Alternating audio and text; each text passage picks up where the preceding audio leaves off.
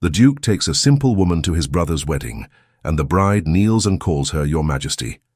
Before we begin this beautiful period romance story, tell me in the comments where you're listening from. I love knowing where you're joining me from. Louis de Clermont had received many summons in his life, but none unsettled him as deeply as the immaculate envelope resting on his desk that morning. The seal of Château du Verdon gleamed in the light, a reminder of duty, family, and the merciless eyes of society. His younger brother Etienne was to be married within the week, and Louis's presence was not merely expected, it was required. He stood by the window, staring toward the distant fields as if they could offer advice. The countryside remained quiet, unbothered by court gossip, oblivious to the sting of whispered judgments. How he envied it. Jacques, his steward, approached with a hesitant cough. "You will attend, my lord?" Louis exhaled. "I must, but I refuse to walk into that hall alone again. Last season was quite enough." Jacques bowed his head. "The noble families are persistent in their commentary. A charitable way of saying they live to pick apart anything they do not understand," Louis muttered. "If I arrive without a companion, speculation will be unbearable. If I arrive with one, they will still whisper, but at least their imaginations will be occupied elsewhere." The steward hesitated. "Do you have someone in mind, my lord?" "No," Louis admitted, "and that is the trouble." He had no interest in the scheming daughters of ambitious families. They did not want him. They wanted his influence, his wealth, the prestige of the Clermont name. He longed for peace, not entanglement. Yet the summons remained firm. Attendance was not optional. 3 days later, on the way to see a horse breeder in a neighboring village, the Duke's carriage shuddered violently and halted. Louis stepped out to inspect the wheel, cracked clean through. The coachman swore under his breath and began repairs, leaving Louis with nothing to do but wait. A faint argument drifted from the small inn nearby. The voices carried across the yard, a man's tone impatient, a young woman's voice weary but steady. Louis followed the sound almost without thinking. Inside the inn, a grey-haired tavern-keeper crossed his arms as a young woman pleaded with him. "Please, monsieur, just 1 more week. My brothers will bring the rest of the payment as soon as the harvest settles. I swear it." "If promises paid debts, girl, I would be a wealthy man," he barked. "Your family has had enough delays." "I know," she whispered, "but we will lose the house if—" "That is not my affair." The girl's eyes shone with unshed tears, but her posture remained straight. No desperation in her gestures, no cheap theatrics, only dignity fighting not to crumble. Louis stepped forward almost without realizing it. "Is there trouble?" The innkeeper straightened. "Your Grace, I did not see you come in." Louis inclined his head slightly toward the girl. "Is this young woman in your service?" "No, Your Grace," the girl answered before the keeper could. "I only came to ask for an extension. I thought it worth trying." Her voice was warm, quiet and strikingly calm despite the weight on her shoulders. Louis found himself studying her, brown hair gathered loosely at the back, a plain dress mended carefully, hands marked by work, but her gaze held a clarity that stilled him. "What is your name?" he asked. "Claire Dubois, Your Grace." "And your family is in difficulty?" She swallowed. "Yes, but we will manage. I will find a way." The innkeeper muttered something about hopeless causes and walked off. Claire exhaled slowly, readying herself to leave. Louis stepped into her path, gently, not blocking her, only drawing her attention. "Forgive my intrusion," he said. "I overheard enough to understand you are burdened by something beyond your control." She forced a small smile. "Many families are, Your Grace. Mine is not special." "Your composure is," he murmured, before he could stop himself. She blinked. "I beg your pardon." "Nothing improper," he assured. "Merely an observation." He considered her quietly. Her humility was not an act. She had no idea how striking her sincerity was. She had no training in the artifice and masks of courtly life, and that was precisely why she reminded him of something he had long forgotten. Honesty without agenda. An idea began to form. Outrageous, certainly, but not entirely unreasonable. "Miss Dubois," he began, "I must ask you something unusual." She tensed. "Unusual in what manner?" "I am expected at my brother's wedding in 2 days," he explained. "It will be a grand affair, attended by the entirety of the Lorraine and Clermont circles." She nodded politely, not understanding where this led. I would prefer not to appear alone, Louis continued. It invites far too much attention. I require a companion, someone presentable, sensible, and able to maintain composure. Someone like you. Claire blinked several times. Me, Your Grace. Yes. If you agree to accompany me, I will compensate you enough to settle your family's debts and provide additional security for the months ahead. Her mouth parted slightly, stunned. I have never stepped inside a noble house. I do not know how to behave among titled people. I would embarrass you. I would not make the offer if I believe that, he said softly. I ask only that you remain yourself. That is more than sufficient. She shook her head, overwhelmed. Why choose a stranger? Because strangers do not seek to gain anything beyond what they are promised, he answered, and because you look at the world as though it still contains decency. I cannot recall when I last saw that. Her breath caught, not from flattery but from uncertainty. She twisted her fingers lightly, fighting the instinct to accept, to refuse, to flee. My family, she whispered. The payment would be immediate. Claire lowered her eyes. Then, yes, I will go with you. Louis felt unexpected relief wash over him. Thank you. We leave at dawn. Her agreement was firm, but he could see the quiet fear behind it. She was stepping into a world that devoured the unprepared. The next morning, she arrived at the carriage door with a small bag, hands trembling despite her attempt to hide it.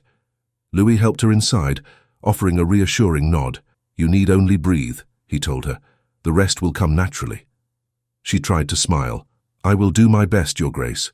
He settled across from her as the horses began to move. The village disappeared behind them, the road opening toward the life she had never imagined. For several minutes, the ride was quiet. Claire looked out the window, watching fields and farms fade into distant hills. Louis observed her carefully. She sat with modest poise, back straight, eyes alert. She was nervous, certainly, but not fragile. Strength lived beneath her gentleness. You may ask me anything. She looked up. Why are you so certain this will help you at the wedding? Because people fear what they cannot categorize, Louis replied. They will not know who you are. That uncertainty will keep their attention occupied. And you are not worried that I will say something foolish? She asked shyly. If you say something honest, it will be more graceful than any rehearsed speeches the nobles deliver daily. She laughed softly, the first true sound of ease since he met her. The carriage continued its steady rhythm, carrying them closer to a castle Claire had never dreamed she would see. As they approached the village outskirts, a farmer carrying a basket of apples passed the road. He slowed when he spotted Claire through the window. His eyes widened with something between shock and recognition. The basket slipped slightly in his grasp. Louis noticed but thought little of it. Claire, distracted by her thoughts, did not see him at all. The farmer watched the carriage roll away, then turned and ran toward the village with urgent steps, shouting for someone to listen. Someone who knew Claire's name. Someone who had been waiting for a sign. Claire sat inside the carriage unaware of anything behind them, unaware of the message being carried at that very moment, one that would change the course of everything that awaited her at Château du Verdon. Claire had imagined many things during the long ride, but nothing prepared her for the first glimpse of Château du Verdon. The estate rose behind a curtain of winter mist, broad arches and tall windows reflecting the pale light. It seemed less a residence and more a world of its own, inhabited by people who had never known struggle or worry. Louis leaned slightly toward her. Do not let the building intimidate you. It is made of stone, nothing more. She swallowed. In my village, stone that grand is reserved for churches. Then think of it as another kind of sanctuary, he said, though even he sounded unconvinced. When the carriage stopped at the entrance steps, a line of servants hurried toward them. Claire stiffened, unsure whether to move or wait. Louis stepped out first, then offered his hand. She hesitated only a second before taking it. His grip was steady, warm, quietly supportive. Inside the entrance hall, polished floors reflected the chandeliers overhead. Claire tried not to stare, but everything drew her eyes. Portraits, sconces, a sweeping staircase that looked carved from moonlight itself. Louis noticed her tension. Walk with me, I will handle the introductions. That promise lasted less than a minute. Two noblewomen glided across the hall, silk skirts hissing softly. They stopped before Louis with rehearsed smiles. One inclined her head to him, the other assessed Claire with a glance that sliced like a blade. Your Grace, the first woman murmured. It has been far too long. Lady Vivian, Louis replied politely. A pleasure. She nodded at Claire without a smile. And this is, Louis answered calmly, Miss Claire Dubois. She is accompanying me for the wedding. Lady Vivian's eyebrows rose. Accompanying you? How charming. The tone suggested it was anything but. Claire lowered her eyes, unsure whether she should curtsy or stay still. She did neither, frozen between options. The second woman smiled thinly. How refreshing to see an untrained guest. So many young ladies these days are prepared like soldiers for courtly events. Claire managed a soft reply. I assure you I am not a soldier, my lady. The women exchanged a look, amusement mixed with disdain. Louis stepped forward slightly, a subtle but unmistakable gesture. Ladies, if you will excuse us, Miss Dubois must rest before the evening reception. They offered quick smiles and glided away. Claire released a breath she did not realize she was holding. Louis turned to her. You handled yourself well. I did not speak correctly. You spoke honestly, he replied. That unsettles them more than anything. Servants appeared again, asking questions rapidly. Which chamber for Miss Dubois? Should her belongings be taken upstairs? Should a maid be appointed? And each barely waited for an answer. Claire tried to respond, but the flurry of instructions pulled her in different directions, leaving her confused and embarrassed. Louis noticed. Enough. Take her to the same wing as my rooms. Use the second chamber. The servants bowed and hurried off. Claire followed them, but not without glancing back at Louis. He gave her a reassuring nod. The chamber assigned to her was larger than her entire house. Claire paused at the doorway, stunned. She stepped inside as though entering a sacred place, unwilling to disturb anything. A maid approached her with a respectful curtsy. Miss, if you require help with your dress or hair, I am assigned to you for the duration of your stay. Claire smiled faintly. Thank you. But for now I only need a moment to breathe. The maid nodded and left her alone. Claire sat on the edge of the bed, hands clasped tightly. She tried to steady her thoughts. She was here now. She must not be foolish. She must not trouble Louis. He had taken a risk bringing her. She would not disappoint him. But the memory of the noblewomen lingered. Their eyes had seen through her immediately, as though she were a stain on the floor. She rose, walked to the mirror, and studied herself. Ordinary brown hair, a plain face, a dress that looked painfully simple in such a place. She felt small, not because she lacked worth, but because everything here was designed to remind someone like her of their place. A knock sounded. She straightened quickly. Louis entered, closing the door gently behind him. I wanted to be sure you are all right. I am, she said, though her voice betrayed her. It is simply overwhelming. He stepped closer. I know what they are like. They measure worth by etiquette and lineage. It is a flawed system, but one they cling to fiercely. Claire met his eyes. I will not shame you, Claire, he said, softly but firmly. You are not here to impress them. You are here because I chose to bring you. Her breath caught. Why? Because you are far braver than you think. A soft knock interrupted them. A footman peered in nervously. Your Grace, the royal delegation has arrived. They ask for your presence in the upper hall. Louis nodded. I will come shortly. The footman withdrew. Louis looked back to Claire. This evening will be crowded. Stay near me when we enter the reception. If anyone troubles you, you tell me immediately. She nodded. Thank you. He hesitated, as if wanting to say more, but only offered her a small, reassuring smile before leaving the chamber. Claire exhaled slowly. The castle was vast, but she would navigate it, step by trembling step. When evening fell, the reception hall filled with music and low conversation. Candles glowed in tall holders, and guests arranged themselves in clusters like birds in ornate cages. Claire walked beside Louis, her heart beating too quickly. Eyes followed her, tracking every move. Some guests stared openly, others whispered behind gloved hands. Claire felt each gaze like a drop of cold water down her spine. A butler announced Louis's entrance. Heads turned. Claire stood straight, praying her voice would not tremble if someone spoke to her. Louis leaned in slightly. You are doing well. Before she could reply, a group of noblemen intercepted them. Your Grace, one said with a practiced bow, we heard you brought a companion, quite the surprise. Louis's tone cooled. Is surprise a crime now? Not a crime, the noble replied with a thin smile, but it invites curiosity. His gaze shifted to Claire. Miss Dubois, was it? Where did you receive your training? Claire answered truthfully. I did not receive any training, my lord. Indeed, he said, lifting a brow. A bold choice, your grace. Louis's jaw tightened. Claire felt instinctively that she should say little. Louis steered her away before the conversation could deepen, but the murmurs continued behind them. A villager? Impossible. He must be desperate. Claire clenched her hands. Louis touched her elbow softly. Do not listen. I am trying, she whispered. A sudden hush fell over the hall. Claire felt the shift before seeing its cause. A new group had entered, elegantly dressed, marked by quiet authority. The royal family, Louis murmured. Claire's gaze travelled among them, lingering on the young woman at the centre. Princess Amélie, the bride. She was beautiful, poised, radiant, and staring directly at Claire, not with curiosity, not with disdain, with recognition. Claire looked away quickly, unsure why her stomach twisted. Louis escorted her toward a corner where they could breathe, but the princess's gaze followed her, unwavering. Why is she looking at me? Claire whispered. Louis's expression darkened a fraction. I do not know. Claire wished she could disappear. Every instinct told her she should avoid attention, not draw it.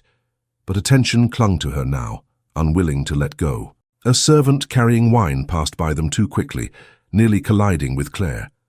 Louis steadied her, but in the moment she regained her balance, she caught sight of the princess again. Amélie had stopped walking. Her ladies whispered around her, confused by her sudden stillness. The princess's eyes remained fixed on Claire, filled with something shockingly close to fear. Claire's breath halted. Louis followed her gaze, his expression tightening. And then it happened, a single motion that froze the entire hall. Princess Amélie took one slow step toward Claire, as if confirming something she did not dare believe. Then another. Every murmured conversation died. Every violin string fell silent. Claire felt her knees weaken under the weight of the princess's gaze. Princess Amélie stood rooted in place, looking at Claire as though seeing someone the world had sworn lost forever. The next morning began with a restless air, as though the castle itself had sensed the shift that had rippled through the reception hall. Servants moved faster than usual, glancing at Claire with a mixture of curiosity and uncertainty. Some nodded respectfully, others stepped aside as if fearing to brush against her. She tried to ignore it. She tried to walk as Louis had told her, steady, composed, but her heart had not settled since the moment Princess Amélie had stared at her as if beholding a lost memory. Louis found her near the staircase, her hands folded tightly. You slept poorly, he said. So did you, I imagine. He gave a small nod. People noticed her reaction. They will talk. You must be ready. Claire sighed. I do not even know what I must be ready for. For unkindness, he said simply. The nobles resent anything unexpected, and nothing last night was expected. He offered his arm. Come. The morning reception is beginning.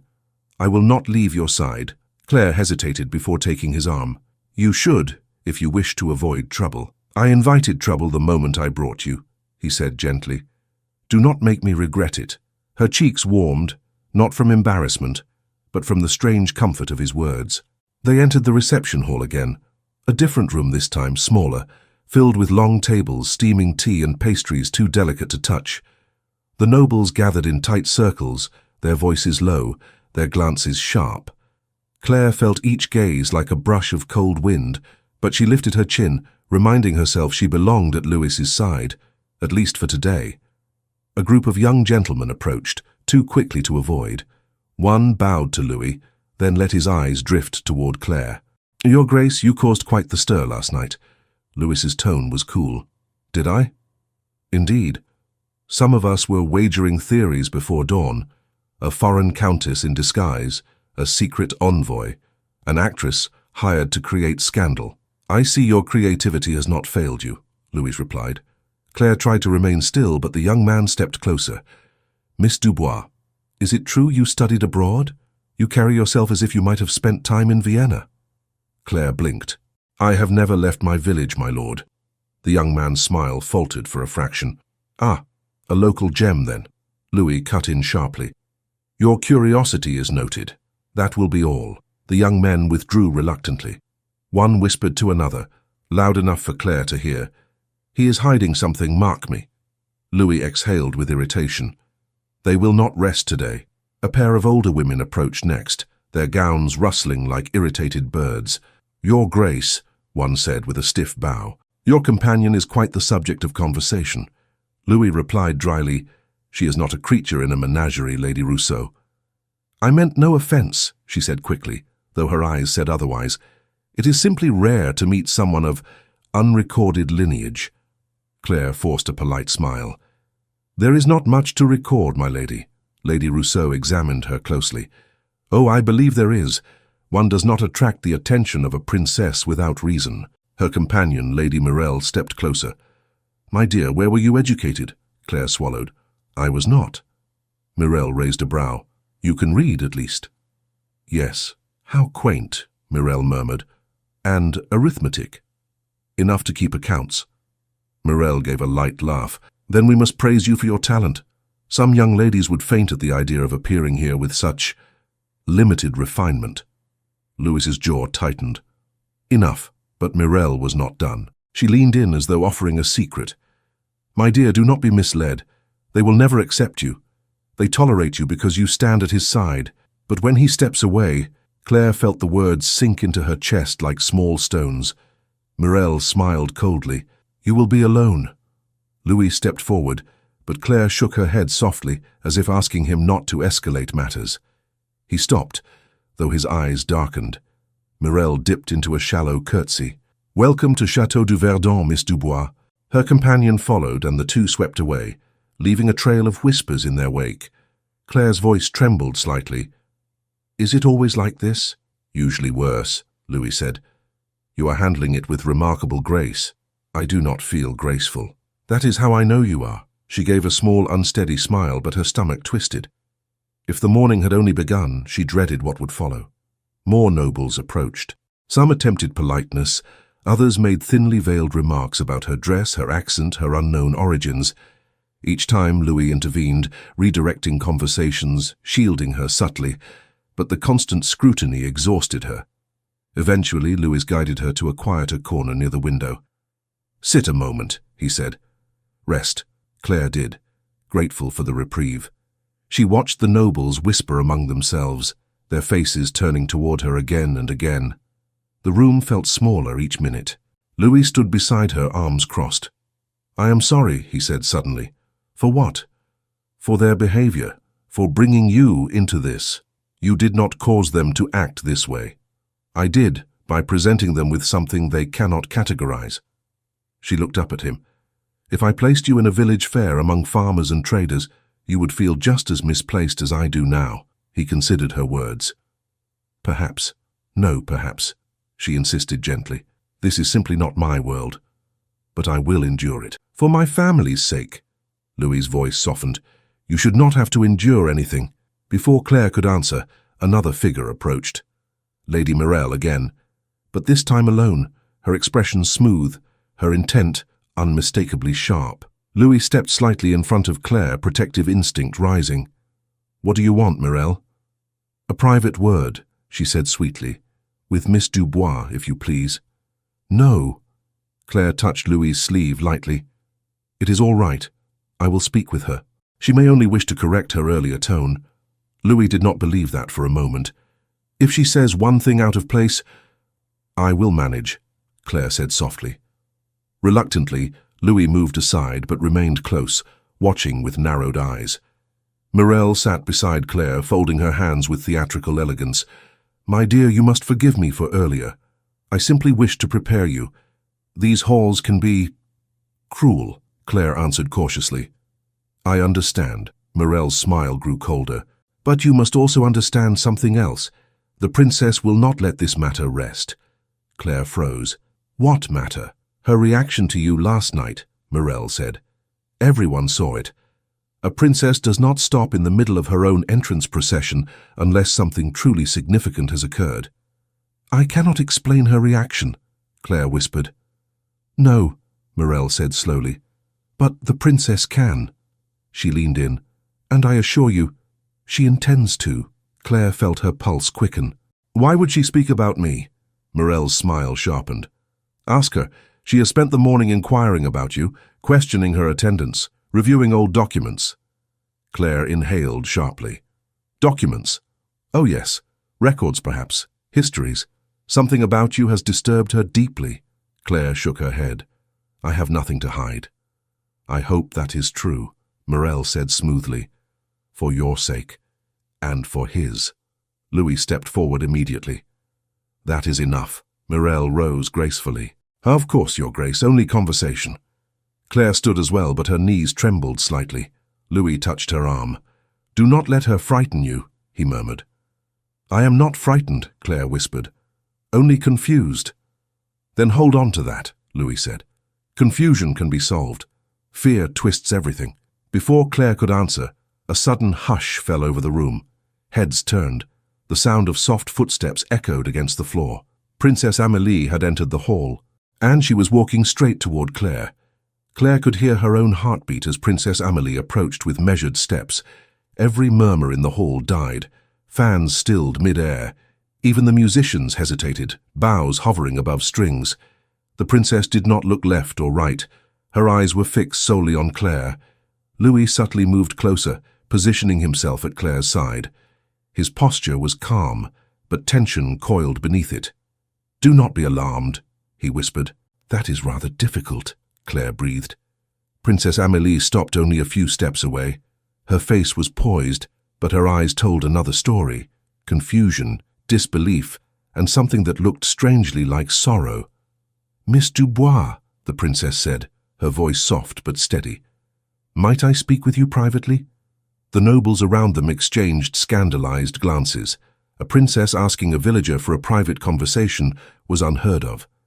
Louis answered before Claire could. Your Highness, he said with a respectful bow. With all due courtesy, may I ask the purpose of this request? Princess Amélie's gaze lingered on Claire a moment longer before she answered. It concerns a matter the council once considered closed. Louis frowned. A council matter involving Miss Dubois? Yes, Amélie replied calmly. Or so it seems. Claire's breath caught. I do not understand, Your Highness. You will, the princess said, but only if you come with me. Louis stepped forward. If you intend to question her, I insist on being present. The princess shook her head gently. No, Your Grace, this conversation must begin with her alone. Louis opened his mouth to protest, but Claire touched his sleeve. Let me go, she whispered. If I refuse, it will only make them speak more. He held her gaze for a long, heavy second, searching for certainty. If she says anything harsh, I will be all right, Claire said, though she wasn't sure she believed it. Princess Amélie turned, expecting Claire to follow. Claire inhaled deeply, then walked behind her, feeling every eye track their movement as they left the hall. The princess led her through a quiet corridor and into a small, richly furnished salon. Once the door closed, the silence pressed in. Amélie turned to her, eyes sharp with an intensity Claire could not decipher. Sit, Miss Dubois. Claire obeyed, smoothing her skirt nervously. Your Highness, if I have done something to offend you— You have not offended me, Amélie interrupted. You have shocked me, and perhaps frightened me. Claire blinked. Frightened you? The princess walked slowly to a cabinet and retrieved a small box. She set it on the table between them. Before I show you what is inside, I must ask you a few questions. Answer honestly. It is most urgent. All right, Claire whispered. What is your full name? Claire Dubois. Your mother's name? Marie Dubois. And your father? Claire hesitated. I never knew him. My mother said he died before I was born. Amélie's expression tightened. Do you know anything more of him? His family? His station? No, Claire said. My mother never spoke of him. She avoided the subject. The princess drew a slow breath, steadying herself. What of your birth? Were you born in the same village where you were raised? So far as I know, yes, Claire answered. No one ever said otherwise. Were there midwives who recalled the day? Claire shook her head. My mother said I arrived too quickly. No one reached the house in time. Amélie pressed her fingertips to her temples as though a headache had seized her. This cannot be coincidence. Claire felt her pulse quicken. Your Highness, Why are you asking me these things?" Instead of answering, the princess opened the small box.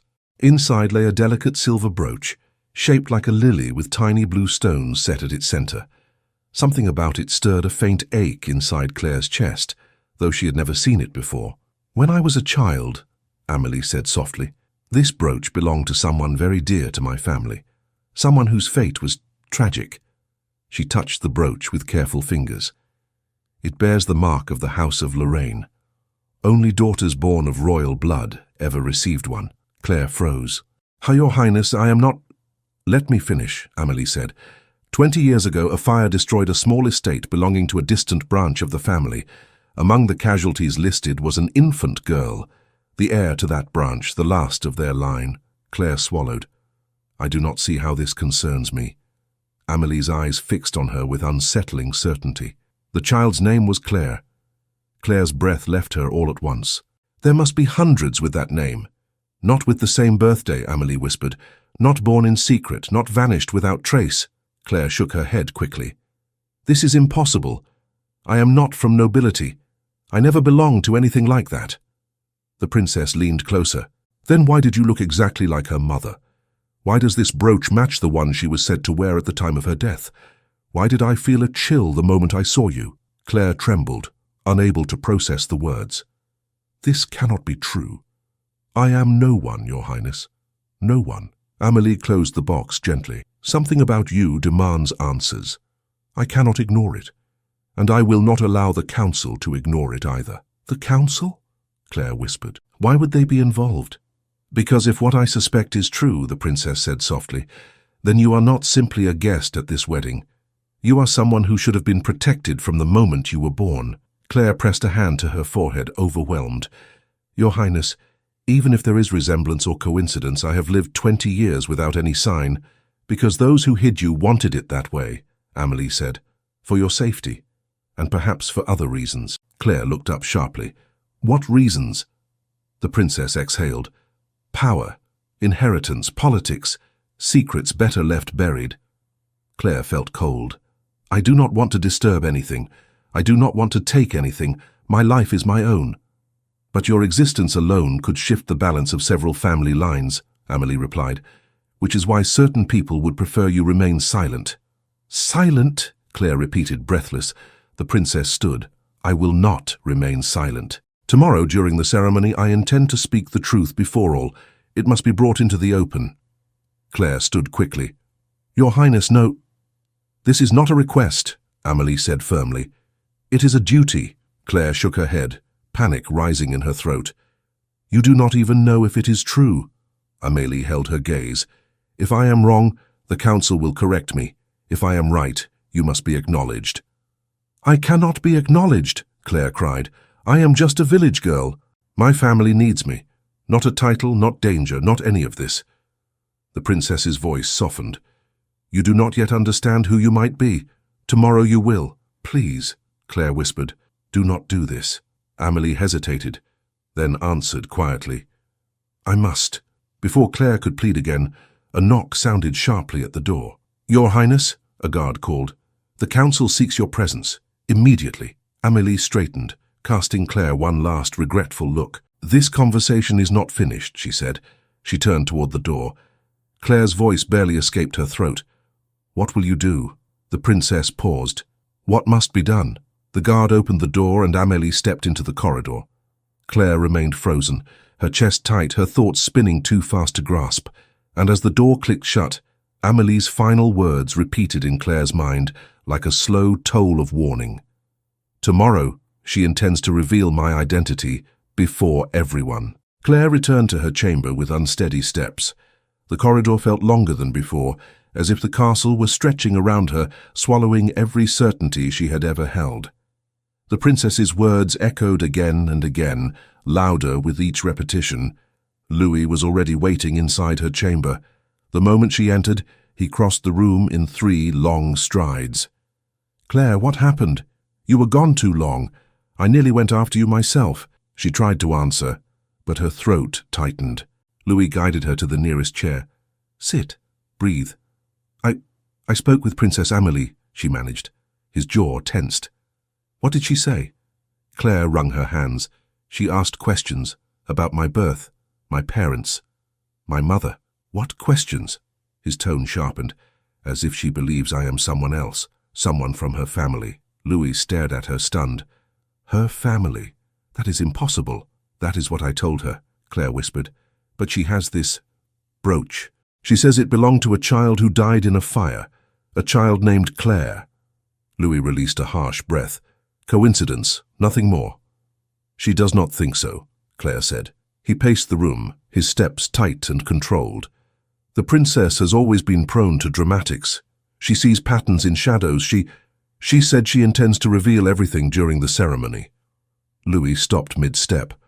No, she will, Claire whispered. He turned slowly toward her. You must be mistaken. I wish I were. Louis's voice lowered. Heavy with anger, he fought to keep contained. Does she understand what chaos that would unleash? The council would dissect every moment of your life. They would pull apart your past, your family. You would become a spectacle. I do not want any of it, Claire breathed.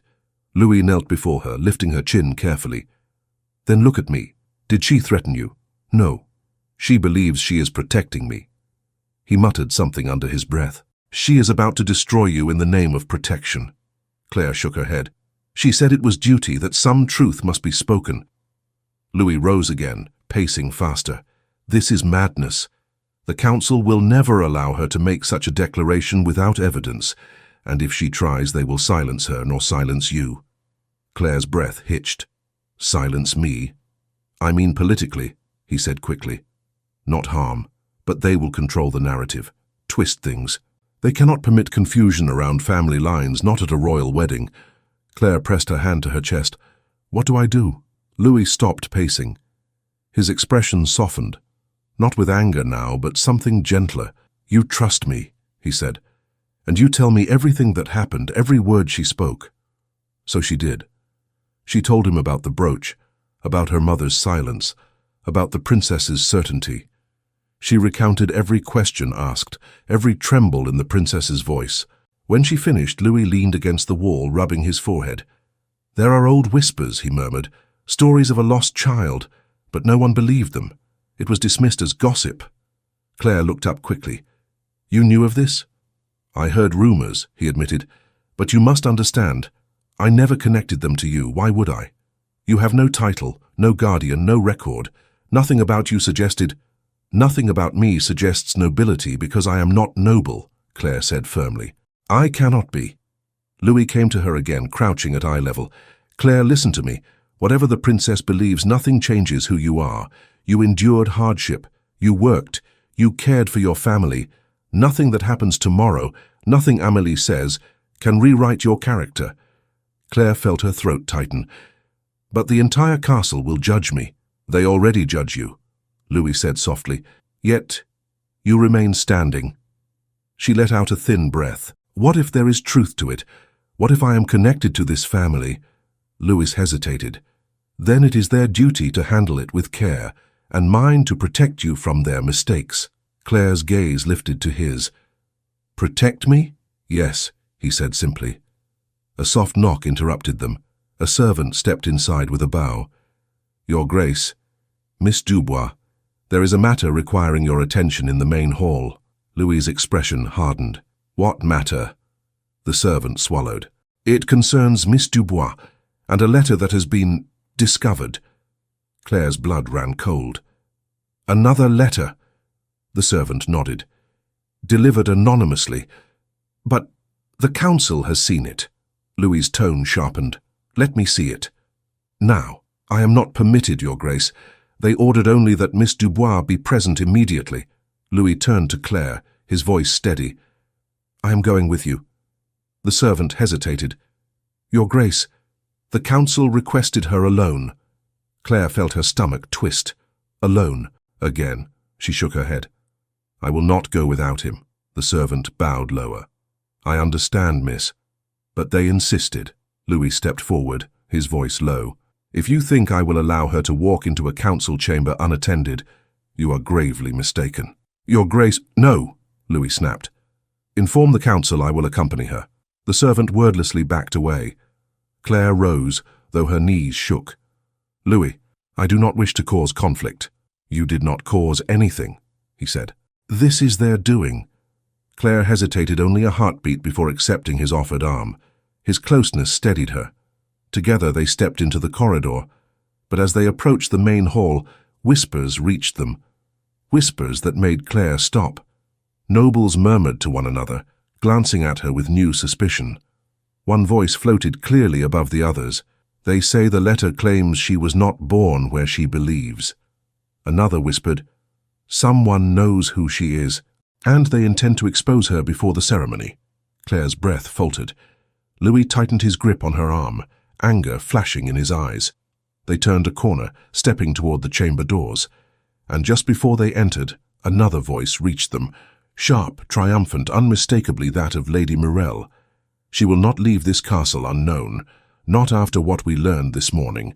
The council chamber sat at the end of a long stone corridor, lit by torches that flickered even without wind. Claire walked beside Louis in silence, trying to quiet the trembling inside her chest.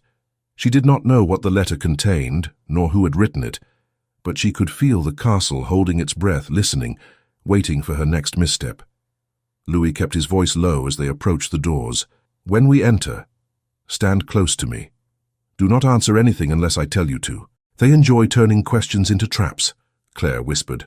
I will do as you say. 2 guards pushed open the heavy doors. Inside, several members of the council stood near a long table. Some faces she recognized from the reception, others she did not. Most wore expressions she could no longer mistake, suspicion wrapped in politeness. At the far end of the table sat the royal advisor, Monsieur Renaud, a man known for his cold precision. He looked up as Claire entered, his gaze unreadable. Louis spoke before anyone else could. You summoned us regarding a letter. Renaud lifted a folded sheet of paper delicately between 2 fingers. We summoned Miss Dubois, but you are welcome to observe, Your Grace. Louis stepped forward. I will do more than observe. Renaud's mouth curved faintly, but not into a smile. Very well. Miss Dubois, please stand forward. Claire glanced at Louis. He gave a small nod. Permission, but also warning. She stepped closer. Renaud unfolded the letter slowly. This was delivered anonymously this morning. It contains claims about your birth. Claire swallowed. Claims. Indeed, Renaud said. It states that you were not born in the village you claim, that you were, in fact, abandoned there after a fire destroyed the estate of a noble family. Louis muttered under his breath, the same story the princess hinted at. Renaud continued, his voice cold and steady. It further states that the woman who raised you was not your mother, but a caretaker asked to hide you, and that certain individuals intended to ensure you never returned to the circles of nobility. Claire felt her legs weaken. That is false. My mother, Renaud cut in, is deceased, Miss Dubois. She cannot confirm anything. Louis stepped forward sharply. Advisor Renaud, this letter is baseless. Anonymous accusations have no place in council matters. Renaud raised a slow eyebrow. Yet the princess herself raised identical concerns less than an hour later.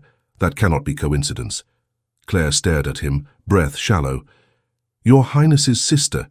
She only asked questions. She did not accuse me of anything. Renaud tilted his head. Is that so? Claire nodded, her voice quivering. She believes she recognizes something in me, but that is all. Renaud paced a few steps, hands folded behind his back. You must understand, Miss Dubois, your presence has already caused disruption. The nobles are uneasy. Questions multiply, and with a royal wedding only hours away, anything that threatens stability must be examined. Louis spoke sharply. Are you implying she is a threat? Renaud turned to him calmly. I am stating that uncertain lineage is a danger, especially when it intersects with royal blood. Claire took a small step back. I want no title, no claim, nothing that belongs to anyone else. Renaud's gaze hardened. Intentions matter less than impact. Louis placed a hand on Claire's shoulder. This interrogation ends now. She has answered nothing wrong. She has lied about nothing. Renaud lifted the letter again. Then she will not mind clarifying a few details. Claire braced herself. On which date were you born? He asked. February 19th, Claire whispered. Year? 1834. Renaud exchanged a look with 2 council members. Claire couldn't read it. And where were you born? In the village of Saint-Ciel, or so my mother always said. Renaud tapped the letter. This claims otherwise. I cannot help what a stranger writes, Claire said, her voice trembling. Renaud moved closer. Miss Dubois, do you possess any item from your infancy? A charm? A brooch? A document? No, she said. Only my mother's wedding ribbon. Nothing else. And your resemblance to the late Lady Eveline of Lorraine? Claire blinked. I did not know her. Renaud's eyes narrowed. But the princess insists you favor her strikingly. Claire shook her head again. I cannot explain that. The advisor studied her for a long, uncomfortable moment. Then he asked the question that chilled her blood. Miss Dubois, do you deny being the lost heir of the Lorraine branch? A sharp silence fell across the room. Claire's voice caught in her throat. I do not know who that is. I cannot deny or accept something I never heard of until yesterday. The council members leaned forward, murmuring among themselves. Louis stepped in front of Claire, blocking their stares. This ends here. She has no obligation to entertain these fantasies. If the princess has concerns, let her present them properly instead of dragging Miss Dubois into rumor. Renaud's tone cooled further. The princess intends to speak publicly during the ceremony. Louis stiffened. She cannot. She believes she can, Claire whispered. Advisor Renaud, what will happen to me if she does? Renaud paused. That depends on what truth emerges. Louis tensed. Mind your words. Renaud chose not to look at him. His attention remained on Claire. For now, Miss Dubois, you will remain within the castle grounds. Do not leave without permission. Claire stared. Am I detained? Not detained. Renaud smiled, but it held no warmth. Observed. Louis stepped forward. You have no authority to confine her. For her safety, Renaud said calmly. And for the stability of the wedding, it is necessary. Claire grasped Louis's sleeve. Please, take me from here. He placed his arm around her, guiding her toward the door. Renaud spoke one last time. And Claire, should any other memory come to you, any detail of your early years, I advise you to share it. Secrets have a way of surfacing at the worst possible moment. Louis didn't let Claire respond. He pushed the door open and led her out of the chamber. Once they were in the corridor, he held her face between his hands. Do not listen to them. You have done nothing wrong. Claire's voice trembled. What if there is truth? What if I was abandoned? What if— No, he said firmly. Your worth does not depend on their stories. She tried to breathe. Louis, what do I do? You stay by me, he said. I will take you back to your chambers. But Claire shook her head, shaking with fear. No, if I go back alone, I will not rest. I cannot sit there waiting for tomorrow like prey. Louis exhaled. Then we will walk, somewhere quiet. You need air. They walked down to the east garden, where the corridors opened onto a small terrace overlooking bare winter trees. Claire stepped out first, letting the cold air steady her. Louis stood behind her. Tell me what frightens you most. That they will decide who I am, she whispered. Without letting me decide anything myself, he nodded slowly. I understand that far more than you know. She turned slightly. Louis, but just as she spoke, footsteps echoed from behind them. Two figures approached from the shadows of the corridor, one of the royal guards, and behind him, Princess Amélie. The guard bowed stiffly. Your Grace, Miss Dubois, the princess requests your presence. Louis's voice hardened. This is not the time. The guard hesitated. I fear it cannot wait. Princess Amélie stepped forward, her face pale, her expression shaken. Claire, she said softly, the council is preparing a formal inquiry. They want you presented before the nobles tonight. Claire's heart dropped. Tonight? Amélie nodded. Before the wedding. They want to determine your legitimacy before I make my declaration. Louis stepped in front of Claire. Absolutely not. She will not stand before a room of vultures. It is not optional, Amélie said, her voice trembling. They have summoned the king, Claire gasped. Louis went still. Amélie clasped her hands tightly. There is nothing I can do to stop it. The king wishes to see you himself. The castle moved with a strange hush that evening, as if the very walls anticipated something they could not name. Claire walked beside Louis through the corridors, her steps uneven despite his steadying presence. He had refused to let her face the inquiry alone, and though the council protested, he did not bend. For now at least, she was allowed to walk at his side. They reached the antechamber near the chapel hall where the wedding ceremony would soon take place. The king had not arrived yet, but dozens of nobles lined the space, whispering in restless clusters. Claire felt their stares before she saw them. Every pair of eyes seemed to mark her, measure her, claim her as the center of a story she had never agreed to live. Louis leaned close. Ignore them. Think only of breathing. She nodded, though her breath came shallow. I do not understand why I must be here. They want to intimidate you, he said. It is an old game. Do not let them win. A soft rustle of skirts approached, and Claire turned to see Princess Amélie entering the antechamber, followed by two ladies in waiting. Her posture was firm, but her face betrayed tension. She walked straight to Claire without greeting anyone else. Claire, the princess said softly, I am sorry. I did not expect the council to move so quickly, Louis answered sharply. That is because your words gave them cause. Amélie faced him with a mix of defiance and regret. I never intended harm, but Claire deserves to know the truth, whatever it may be. Claire shook her head. All I ever wanted was to help my family, that is all. The princess's expression softened with ache. I know. And you have been thrust into something greater than you wished. But you must trust that this will lead to clarity. Louis stepped between them slightly. Claire, stand with me. Whatever the king asks, I will answer if you cannot. Claire whispered, Thank you. A nobleman entered the chamber suddenly and announced in a raised voice, His Majesty is approaching. All conversation fell silent. Nobles lined up quickly, straightening their posture and smoothing their clothes. Claire's pulse quickened as the king entered the room, an older man with tired eyes and a stoic expression. He carried authority without effort, as if it clung to him naturally. He scanned the room briefly before his gaze landed on Claire. You are the young woman in question, he said. Claire curtsied quickly, her hands shaking. Yes, Your Majesty. He approached her slowly, studying her with unsettling thoroughness. I have heard conflicting reports concerning you. Some say you are a simple villager. Others say you may be the lost child of a noble branch long thought extinguished. Claire's voice barely rose. I do not know anything of that, Your Majesty. Louis bowed respectfully. Sire, she has no desire for titles or inheritance. She is here only at my request. The king barely acknowledged him. Instead, he turned to the princess. Amélie, you are the one who first raised this matter. She bowed her head. Yes, father. And you do so with certainty? I do so with instinct, she admitted, and with concern. The king sighed deeply. Instinct is insufficient in matters of lineage. I prefer facts. Renaud stepped forward with the anonymous letter in hand. Your Majesty, if I may. No, the king said sharply. Anonymous letters hold no weight. I will not let rumor direct my judgment. Louis exhaled slowly, relief flickering across his face. Claire felt a small measure of tension release in her chest, but the king was not finished. He gestured toward Claire.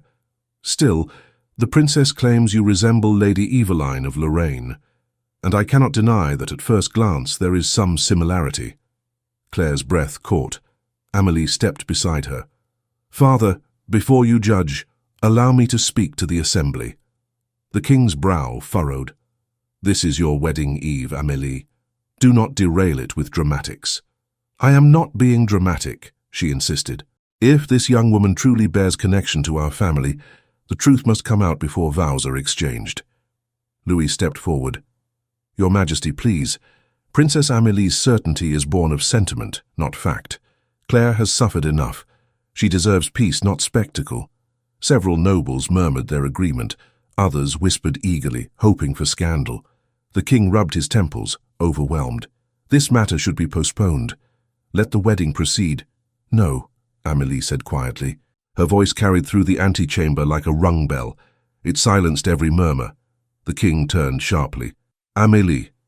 She stepped toward Claire, her eyes full of something fierce, not anger, but conviction.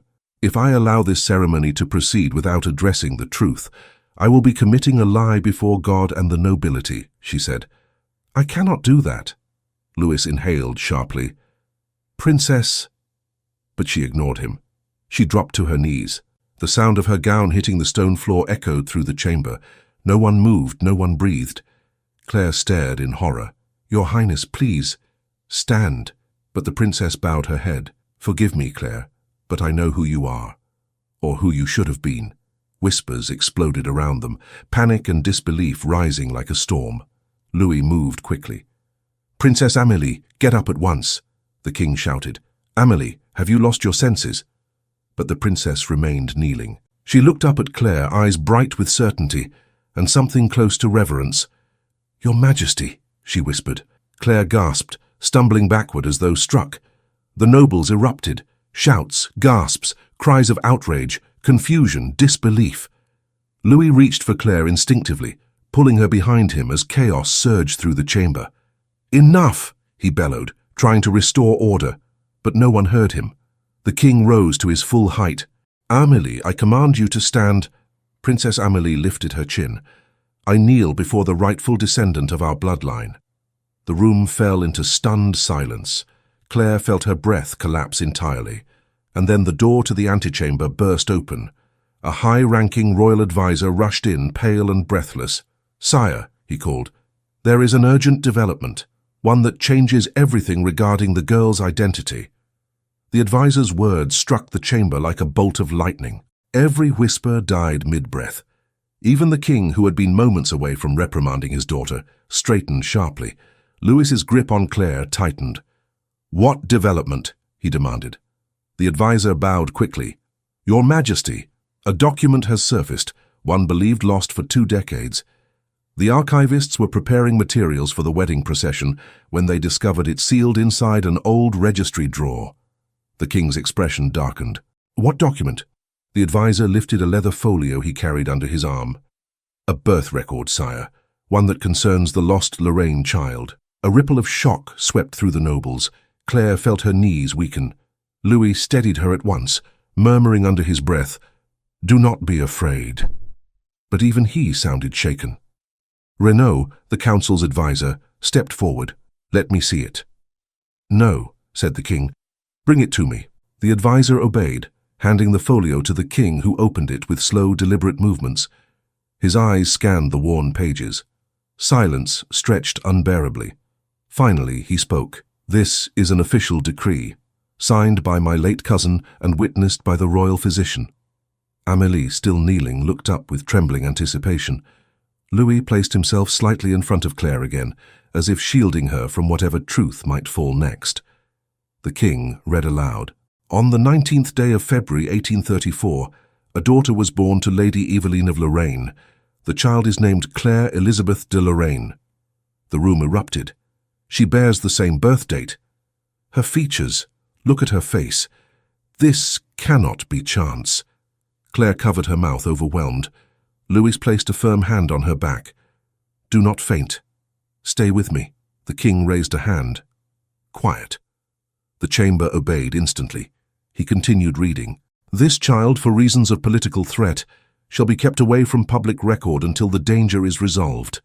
Only the physician and the caretaker assigned to Lady Eveline shall know the truth." Claire whispered, "My mother, she never spoke of my father, or her past." Amélie rose slowly to her feet, tears gathering in her eyes. "Claire, it is you." "I knew it." Claire backed away instinctively. "No, no, this is too much. I am just a villager." "You were hidden," Amélie insisted. "Not by choice, by necessity." Louis stepped forward, voice firm. "Your Majesty, before any conclusion is reached, we must verify. Claire herself recalls nothing of this." The king nodded. "Indeed, verification is crucial." But Renaud interjected sharply. "Sire, there is more. The document includes the caretaker's name." The king checked the page. "It does." Louis's breath caught. "Who was named?" The king looked up. "Marie Dubois." Claire froze. "My mother," she whispered. "Her name—" "It is her name." Louis steadied her again as she swayed. "Claire, look at me, breathe." But Renaud pressed forward. "Sire, if this record is genuine, and it appears to be, then Miss Dubois is not a simple villager. She is a noble heir, the last surviving member of her line." Amélie reached for Claire's hand. Claire pulled back instinctively. Please. I do not know how to be this person. You already are, Amélie said gently. You always were. Louis stepped between them, his tone protective. Enough, she needs time. But the king's attention shifted suddenly, sharply. He raised the folio, examining the final lines. His expression changed, confusion, then doubt. No, he murmured. This cannot be right. The council members leaned forward. What does it say, sire? Is the record incomplete? Has it been tampered with? The king hesitated, reading the text again. Claire whispered, Your Majesty? He looked up at her with furrowed brows. The last lines state that the child survived the fire. The chamber held its breath. Louis murmured, So far, everything aligns. The king continued, But it also states she was taken from the ruins by a man named Armand Léon and delivered to a safe location. Claire frowned. Armand who? There is more, the king said quietly. The document ends abruptly, as if interrupted. The caretaker's name, Marie Dubois, appears only as a secondary possibility, not as the one who confirmed the survival. Louis stiffened. Meaning? Renaud finished the thought in a chilling tone. Meaning the child placed in the village may not be the Lorraine heir at all. Claire's vision blurred. I do not understand. Amélie gasped. No, this must be wrong. She looks exactly like... The king interrupted. Resemblance is not proof. Louis clenched his teeth. Nor is a half-finished document proof of anything. The nobles erupted again, louder than before. So she may be the heir, or she may have been switched. Is she an impostor without knowing it? If not Marie Dubois, then who raised the true child? Claire felt her stomach drop. Please stop talking about me as if I am not here. Louis turned toward her at once. Claire, look at me. None of this defines you. But Claire's gaze drifted toward the king. What would you have me do, Your Majesty? He studied her with heavy eyes. Until the truth is confirmed, you cannot be declared heir. Claire felt a measure of relief, until he continued. But neither can we dismiss the possibility. A murmur ran through the room. Louis stepped closer to her. Sire, she cannot endure this interrogation any longer. The king nodded reluctantly. You are right. He turned to Claire. We will not settle this tonight. Renaud bowed stiffly. Then we reconvene after the wedding? No, the king said firmly. We reconvene before the wedding. The room went still. Louis snapped, Sire, that is unreasonable. But the king raised a hand. It is necessary. A royal wedding cannot proceed while a disputed heir stands unacknowledged among the guests. Claire's voice cracked. I do not wish to interfere with your family. But you already have, Renaud said coldly. Louis rounded on him. Watch your tongue. Renaud remained unfazed.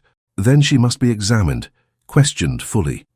The council must judge whether she is the rightful child or an unintentional impostor. Claire's breath came fast. An impostor? The king sighed heavily. No one accuses you of deception, but we must know the truth. Louis placed himself protectively in front of her. You will not subject her to humiliation, Renaud replied. This is not humiliation. This is justice. A sharp tension filled the room. The king rubbed his forehead. Enough, both of you. He turned to Claire. Miss Dubois, Claire, rest now. Tomorrow morning before the ceremony, the council will question you again. We will speak with the princess as well. And perhaps we will finally understand what role you were meant to play in this world. Claire opened her mouth to protest, but no sound came. Louis wrapped his arm securely around her, guiding her out of the chamber. Nobles whispered frantically as they passed. Some looked startled, others suspicious, others fearful. Claire heard scraps of phrases. Not the heir, or the wrong heir. Then where is the true child? Louis kept walking, shielding her from the worst of the stares. When they finally reached the quieter corridor, Claire stopped abruptly. Louis, she whispered, if I am not the heir, then who am I? He turned toward her, eyes fierce with emotion. You are Claire. That is all that matters. But Claire shook her head. To you, perhaps. But to them, I am a question they intend to answer. Louis held her gaze. Then we face it together. Before Claire could respond, a figure stepped out from the shadows behind a column. Lady Mirelle. Her smile was thin. My dear Claire, do you not see? The truth is already unraveling. And tomorrow's the council will finish what the princess so recklessly began. Claire's breath caught. Morel stepped closer, lowering her voice to a whisper sharpened by triumph. By sunrise, every noble in France will know exactly who you are, or who you are not. Claire barely slept. The night pressed on her with an oppressive stillness, as though even time hesitated to move forward. She sat by the window in her chamber, wrapped in a blanket the maid had left, staring at the gardens washed by pale dawn light. Each breath felt fragile, each thought even more so. She heard Louis knock softly before he entered. He paused when he saw her sitting upright, fully dressed despite the early hour. "You did not rest," he said quietly. She looked toward him, exhaustion heavy in her eyes. "How could I?" Louis closed the door behind him. He approached slowly, as though afraid she might shatter if he moved too quickly. "Claire, whatever the council demands today, I will not allow them to harm you. They do not need to harm me," she whispered. "Their questions alone take everything apart." Louis sat across from her. "Then we will face their questions together. Nothing will happen without my presence." She lowered her gaze. "I am glad you will be there." For a few heartbeats, neither spoke. The quiet between them felt tender, almost fragile. It was the first calm she had felt since arriving at the castle. Claire finally broke the silence. "Louis, if the council decides I am not the child they believe, will they let me leave in peace?" "Yes," Louis answered, but his voice held something unspoken. "And if they decide I am?" she whispered. He leaned forward. "Then they must also recognize that you have lived 20 years without privilege or protection. They cannot force you into a role you do not choose." Claire shook her head. "But could I choose it? I do not know how to be anyone other than myself. I could never fit into their world." Louis's expression softened. "You do not need to fit. You only need to live." Her voice trembled. "I only ever wanted enough money to help my family. Nothing else." Louis reached out, hesitated, then took her hand gently. "Claire, you are not responsible for what others kept from you. You are not responsible for the fears or ambitions of nobles who want to shape your identity to suit their needs." Claire exhaled slowly. "Then why do I feel responsible anyway?" He squeezed her hand lightly. "Because you have a good heart. That is the part they cannot ever take away." A knock sounded at the door. The king's guard stepped inside. "Miss Dubois, His Majesty requests your presence in the council chamber." Louis stood immediately. "Then she is not going anywhere without me." The guard nodded. His Majesty expected as much. Claire rose and Louis offered his arm. "Ready?" "No," she admitted. "But I will go." He gave her a faint smile. "Courage does not ask whether we are ready." They walked together through the dim corridor. Servants paused to watch them pass, their expressions softer than the noble stares of yesterday. Word had spread, but with it came a shift in tone. Where previously there had been suspicion, now there was uncertainty, and perhaps sympathy. As they approached the council chamber, Claire felt her breath shorten. The double doors stood open, revealing the assembled nobles. Princess Amélie was already there, standing near her fiancé, her face pale and solemn. The king sat at the head of the table, the freshly discovered document beside him. When Claire entered, the king gestured gently. "Miss Dubois, please sit." She obeyed. Louis took the seat beside her. Renaud stood across the table, his posture rigid. The king began. "Today we will conclude this matter. We must ensure the wedding proceeds without unresolved questions. But above all, we must treat you, Miss Dubois, with respect." Claire nodded, surprised by the kindness in his tone. Renaud cleared his throat. "We shall begin." The questions came, but they were different from the interrogation of the day before. Calmer, more measured. Claire answered as best as she could. "Where were you raised? Who cared for you? Did Marie Dubois ever speak of receiving you from another family? Did any unusual visitors come to your home? Did you possess anything from the early years other than the wedding ribbon?" Claire answered honestly each time. "No. I do not know. Never. No one. Nothing." Louis watched the council members closely, guarding every word she spoke. After nearly an hour, the king leaned back. "We have heard enough." Claire felt her heart thud painfully. The king clasped his hands together. "The truth is this. The evidence is insufficient to confirm you as the missing Lorraine heir. The broken document provides more confusion than clarity, and you yourself retain no memory or possession that proves such lineage. Claire's breath left her in a long exhalation, part relief, part pain. The king continued, "But neither can we entirely dismiss the possibility.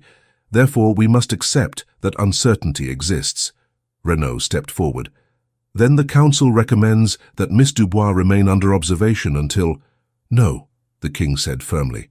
"The council's recommendation is unnecessary." Renaud stiffened. "Sire!" The king raised his voice, silencing him. "Miss Dubois is free. She may remain here as a guest or depart as she wishes. We will not pursue further investigation unless she requests it." Claire blinked. I may leave?" "Yes," the king said, "if that is what you desire." Claire felt the knot in her stomach loosen for the first time in days. She looked at Louis. He gave the faintest nod of approval. Amélie rose suddenly. "Father, she must remain under protection. If someone placed her in hiding, it means someone once wished her harm." Louis turned sharply. "Princess Amélie, Claire is not a symbol. She does not need a guard at every door." Claire breathed in carefully. "Your Highness, I appreciate your concern, truly. But I want peace, not protection, not titles, not speculation." Amélie's eyes softened. "Then I will honor that, and I apologize for the pain my certainty caused. I meant only to save what I believed was family." Claire spoke gently. "I know." The king stood, bringing the session to a close. "Then this matter ends here. The wedding will proceed without disruption. Miss Dubois, you are welcome to attend if you wish." Claire offered a respectful nod. "Thank you, Your Majesty." When the nobles began to disperse, Louis turned to Claire. "Are you all right?" She let out a shaky breath. "Yes, I think, yes." They walked together through the now bright corridor. For the first time since her arrival, her steps felt lighter. Claire finally spoke. "Louis, thank you for everything." "You do not need to thank me." "I do," she insisted. "You stood for me again and again. You did not let them tear me apart." Louis met her gaze. "You think I could have done otherwise?" Claire smiled faintly. "Most would have." He shook his head. "Not I," then added softly, "Not for you." She felt warmth bloom in her chest, soft and undeniable. They reached a terrace overlooking the gardens. Claire stopped, touching the cold stone railing. "I came here for enough money to help my family. I never expected my entire world to change." Louis moved beside her. "It has not changed your heart, and that is what matters." Claire turned to face him fully. "What happens now?" Louis looked at her with a sincerity she had never seen in any noble gaze. "Now, you choose. Not the council, not the princess, not any lineage they try to impose upon you." He stepped closer, just enough for her to feel the safety in his presence. "You choose what life you want, and whom you want in it." Claire's breath trembled. "And you?" Louis held her gaze. "I remain here, if you wish me to." Her voice softened. "I do wish it." He smiled. A real smile, unguarded for once. "Then whatever comes next, we face it together." For the first time since arriving at the castle, Claire felt a sense of calm that reached all the way to her bones. The storm had finally passed. The questions had quieted. The shadows of the past had loosened their grip. What remained was possibility, and her heart already knew which direction it longed to go. She looked out at the winter gardens and breathed freely at last, ready to step toward the future that waited just beyond the next door. The castle shifted from tension to celebration with surprising speed. Musicians warmed their instruments in the chapel, servants rushed through halls with fresh linens, and bouquets were carried past Claire like floating clouds. Yet the noise felt far away. After the council released her, she had retreated briefly to her chamber, needing a moment to steady her heart. When Louis knocked again, she opened the door before he could speak. "You came," she said softly. "I told you I would not leave you alone today," he answered. He studied her quietly as though confirming she was truly all right. She had changed into a simple gown the maid had chosen, a soft shade that suited her without effort. It was nothing like the gowns worn by nobles, but on Claire it looked graceful, honest and deeply her. Louis offered his arm. "Walk with me. The ceremony will begin soon, and there is something I wish to say before it does." Claire placed her hand on his arm, letting him guide her through the corridor. Her pulse fluttered, not from nerves now, but from the warmth of his presence. They stopped in a small side garden, sheltered by stone arches. The winter air brushed her cheeks, but Lewis's closeness steadied the chill. He turned toward her, his expression serious but gentle. "Claire, today should have been joyful from the start, yet you have walked through fire not of your making. I admire your strength more than you know." She lowered her gaze. "I did not feel strong." "You were," he said. "You stood tall when most would have crumbled." Her breath trembled, moved by the sincerity in his voice. "Lewis, I could not have endured any of it without you." He smiled faintly. Then we helped each other. For a moment, silence settled around them, warm rather than awkward. Claire felt her heart swell with something she dared not name yet, but Louis took a slow breath as though preparing for something important. "Claire, I brought you here to protect myself from gossip. I believed I needed someone at my side to deflect attention, but after everything, I see how wrong I was." He paused, searching her eyes. "I did not need protection, I needed you." Claire's lips parted, surprise mixing with emotion. "Me?" "Yes," he said softly. "From the moment we met, I saw strength in you, kindness, honesty. You reminded me of the man I want to be. Not a duke shielded by pride, but a man capable of standing for what matters." She felt the world tighten and expand at once. "Louis," he reached for her hand, brushing his thumb lightly against her fingers. "I risk sounding foolish, but I cannot remain silent. Claire, I have come to care for you in a way I never expected. Deeply, entirely." Her breath caught. "Why would that be foolish?" "Because I never wished to impose my feelings upon you," he said. "Especially after what you've endured. I thought perhaps you might want freedom now. Freedom from nobles, from courts, from anyone who tries to shape your life." Claire swallowed softly. "Freedom is precious, but so is being seen." He stepped closer. "And do you feel seen, Claire?" She nodded, her eyes shimmering. "More than ever before. You saw me when no one else bothered to look." Louis exhaled slowly, as though releasing years of restraint. "Then let me ask you plainly, not as a duke, not as a man of rank, but simply as Louis." His voice lowered.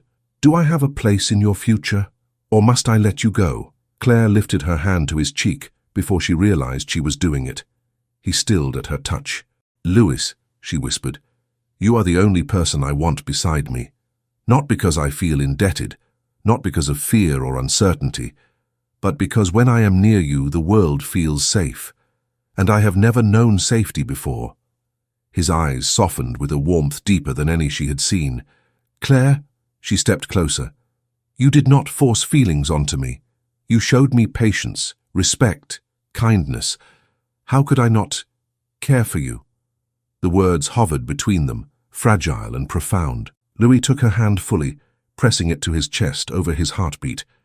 "Then allow me one more question," he said, his voice unsteady for the first time since she had known him. "If your heart is free to choose, will you choose me?" Claire felt tears gather, not of fear, not of sorrow, tears of certainty. "Yes," she whispered, "I choose you." Lewis's eyes closed briefly, relief washing over him like sunlight breaking through cloud. When he opened them again, there was a depth she had never seen before. He leaned closer, slowly, giving her every chance to withdraw. She didn't. Their foreheads touched, breaths mingling softly. Claire felt warmth bloom through her entirely. Louis pulled back only enough to look into her eyes. "May I?" "Yes," she whispered. He kissed her gently, reverently, as though she were something delicate he cherished with his whole heart.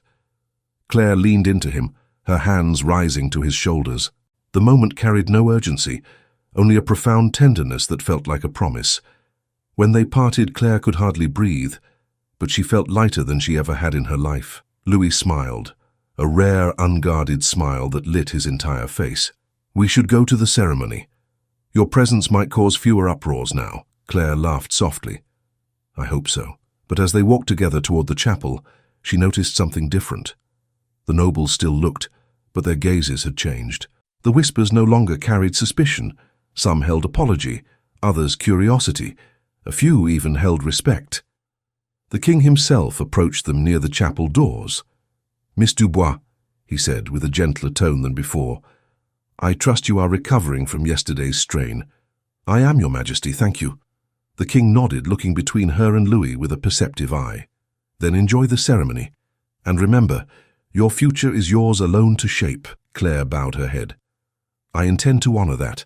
The chapel was filled with music and quiet anticipation. Princess Amélie stood near the altar, dressed in wedding silk, radiant despite the strain of the past days. When she saw Claire, her face brightened with relief.